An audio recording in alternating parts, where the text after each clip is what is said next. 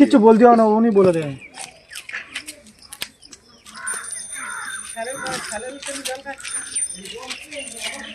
আর Highline engineer বলবেন রাজা তাহলে আর বলবেন আমাদের যা কারণ হচ্ছে আর হাইলাইন ইঞ্জিনিয়ার না হাইলাইন এই কাকা আমাদের মোটরে যে সব কল আছে, জল নেই।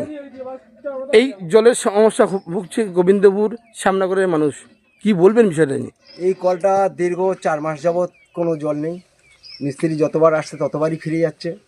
এই হাউসওয়ালাদের জন্য জলের লেয়ার এত নিচে নেমে গেছে, আমাদের গ্রামের কোনো টিউবওয়েলে জল উঠছে না।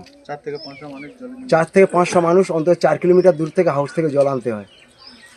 এর জন্য আমাদের বর্তমান করণীয় হচ্ছে, যদি এমএলএ সাহেব বা আমাদের পঞ্চায়েত প্রধান থেকে আমাদের গ্রামের জন্য একটা সাবমার্সেলের ব্যবস্থা করে, তাহলে আমরা খুব উপকৃত হই। আচ্ছা, এখান থেকে কতটা দূরে আপনারা জল আনতে যাচ্ছেন? 4 কিলোমিটার দূর অন্তত। কতগুলো এই এরিয়ার মধ্যে কতগুলো কল আছে? এই এরিয়ার মধ্যে 4খানা টিউবওয়েল আছে, কোনোটা জল নেই? কোনোটাই জল নেই। এখানে আপনারা এমএলএ কিংবা যারা পঞ্চায়েত দপ্তরে আছে তাদেরকে জানানো হয়েছে? তাদেরকে বহুবার জানানো হয়েছে। পঞ্চায়েত থেকে যখনই জানানো হয়েছে তখনই মিস্ত্রি আসছে, এসে বলছে আমাদের কিছু করার নেই, জলের লেয়ার এত নিচে নেমে গেছে। আপনার নাম? দিবাকর মণ্ডল, বাড়ি? গোবিন্দপুর।